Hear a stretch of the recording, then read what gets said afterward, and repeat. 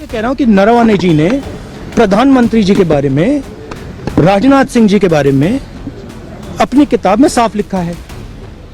वो एक आर्टिकल में आया है, मैं आर्टिकल को कोट कर रहा हूं, मुझे बोलने नहीं दे रहे हैं। मैं नहीं बोल रहा हूं, नरवणे जी ने ये किताब लिखी है। वो डरे हुए हैं क्योंकि अगर वो निकला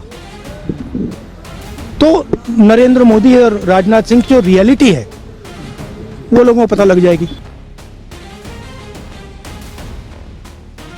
सभापति महोदय, यहाँ किताब पर चर्चा चल रही है, एक किताब पर चर्चा चल रही है, वो किताब जो आज तक छपी ही नहीं। मैं आपके माध्यम से सदन को उस किताब के बारे में, उन किताबों के बारे में बताना चाहता हूँ जो नेहरू परिवार, कांग्रेस परिवार के गद्दारी, मक्कारी, भ्रष्टाचार और अय्यासी से भरा पड़ा है। और वो सब छपी हुई किताब है सर। पहली किताब ये है एडवीना एंड नेहरू। भारत जो स्वतंत्र हुआ तो किस तरह से पाकिस्तान का बंटवारा हुआ और किस तरह से भारत के पहले प्रधानमंत्री अय्यासी कर रहे थे, इस किताब में मैं उसका जिक्र करना चाहता हूँ, मैं उसको कोट करना चाहता हूँ।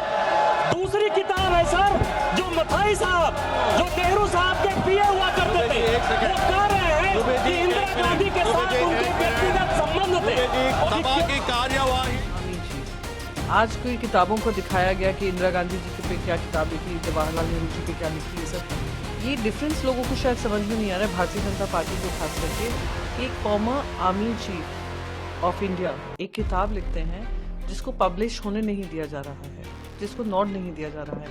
वो उस समय पे आर्मी चीफ थे जब गलवान का क्लैश हुआ, वो उस समय का माहौल बता रहे थे, उस समय का क्या डिसीजन मेकिंग प्रोसेस था वो बता रहे थे, और वो LOP पढ़ रहे थे। I don't think PM will have the guts to come to the Lok Sabha today, because if he comes, I'm going to give him this book. So if PM comes, I will go physically and hand him this book, so he can read it, and उनको पता लग जाए कि उनकी सच्चाई क्या है, देश को पता लग जाए।